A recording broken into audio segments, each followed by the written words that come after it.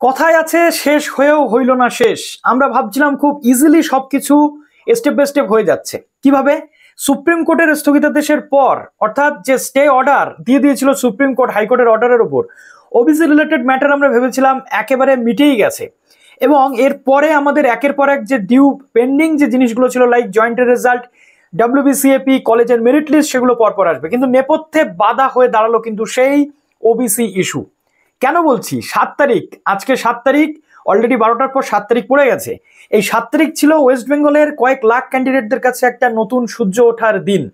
এই 7 তারিখে joint result আসছিল, কেননা চেয়ারম্যান নিজে বলেছিলেন 7 তারিখে জয়েন্ট রেজাল্ট আসবে। শিক্ষামন্ত্রী নিজে বলেছিলেন 7 তারিখে, তিনি টুইট করে জানিয়েছিলেন 7 তারিখে কলেজের মেরিট লিস্ট আসবে। কিন্তু আলটিমেটলি কি হলো? কেউ কারোর কথা কিন্তু রাখতে পারলেন না। একটা কর্তৃপক্ষ যখন কোনো কিছু বলে, এটা কোনো সাধারণ মানুষ নয় যে পাড়ার কোনো চায়ের দোকানে গিয়ে একটা প্রপোজাল দিয়ে দিলাম বা একটা ঘোষণা করে দিলাম যে কালকে আমি তোকে এটা দেব, নেক্সট দিন সেটা আমি দিতে পারলাম না, সেটা কোনো ম্যাটার না। বাট একটা চেয়ারে বসে কোনো পদাধিকারী যখন কোনো কথা বলেন, পাবলিক প্লেসে প্রেস কনফারেন্স করে কেউ বা টুইটে, সেটার কিন্তু মূল্য অনেকটাই। আর আজকে আমরা সেই মূল্যটা কোথায় চলে গেল সেটা আমরা ভেবে অবাক হয়ে যাচ্ছে রীতিমতো। ডিসকাস করবো আজকের এই ভিডিওটাতে। যারা নতুন আছে অবশ্যই চ্যানেলটিকে সাবস্ক্রাইব করে পাশে থাকা বেল আইকনটি ক্লিক করে দাও, যাতে সব তথ্যগুলো তোমরা টাইম টু টাইম এখান থেকে পেয়ে যাও। তো জয়েন্টের রেজাল্ট 7 তারিখে আসছে না, যেমনটা বিভিন্ন সোর্স মারফত তথ্য পাওয়া যাচ্ছে। জয়েন্ট রেজাল্ট কেন আসছে না?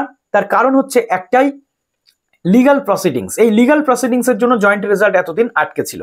আমরা জানি সিঙ্গেল বেঞ্চের জেমাস পিজির একটা রায় চলে এসেছিল জাস্টিস কৌশিক চন্দ্র স্যারের বেঞ্চ থেকে, যেখানে তিনি বলেছিলেন যে 2010-এর রেসপেক্টে 64 বা 66 যে জাতি শ্রেণী রয়েছে সেটা মেনে জেমাস পিজির অ্যাডমিশন প্রসেস কমপ্লিট করাতে হবে। কিন্তু গভর্নমেন্ট বা জয়েন্ট এন্ট্রান্স বোর্ড সেটা মানেনি এবং সেটা কন্টেম্পট অফ কোর্ট হয়েছে। স্টিল নাও সেই অ্যাডমিশন প্রসেস কিন্তু কমপ্লিট করায়নি। কারা? না, জয়েন্ট এন্ট্রান্স বোর্ড। যার জন্য জয়েন্ট এন্ট্রান্স বোর্ডের সমস্ত রকমের অ্যাডমিশন প্রসিডিওরের উপরে জাস্টিস কৌশিক চন্দার যে সিঙ্গেল বেঞ্চ রয়েছে সেই বেঞ্চ কিন্তু স্থগিতাদেশ করে দিয়েছে। কেন করে দিয়েছে? তার কারণ হচ্ছে একটাই, কন্টেম্পট অফ কোর্ট হয়েছে, অর্থাৎ আদালত অবমাননা। ডেফিনেটলি আদালত অবমাননা হয়েছে। যে সুপ্রিম কোর্টে এটা তো পরে এসেছে, কিন্তু তার আগে পর্যন্ত অ্যাডমিশন প্রসেস কমপ্লিট করে নেওয়ার কথা কিন্তু বলা হয়েছিল সিঙ্গেল বেঞ্চ থেকে, কিন্তু সেই সিঙ্গেল বেঞ্চের রায় কিন্তু মানেনি।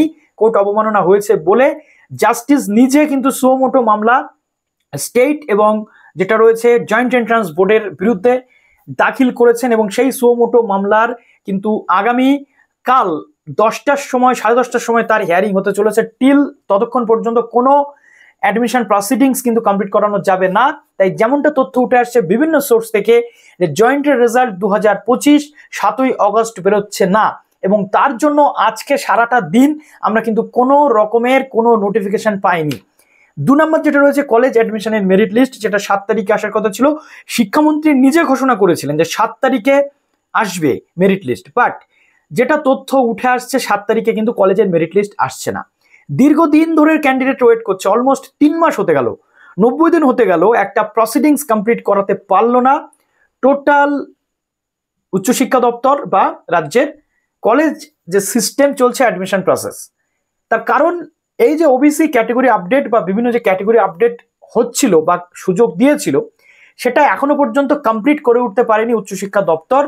যার ফলে যেহেতু এই যে ক্যাটেগরি আপডেটের টাইম 5 তারিখ পর্যন্ত ছিল, সেটা কমপ্লিটলি এখনো পর্যন্ত লিস্টিং করতে না পারায় 7 তারিখে কিন্তু মেরিট লিস্ট আসছে না। আমরা যেটা ওয়েট করছিলাম দীর্ঘদিন ধরে। তো আর কতদিন পর্যন্ত ক্যান্ডিডেটদের এইভাবে ওয়েট করতে হবে?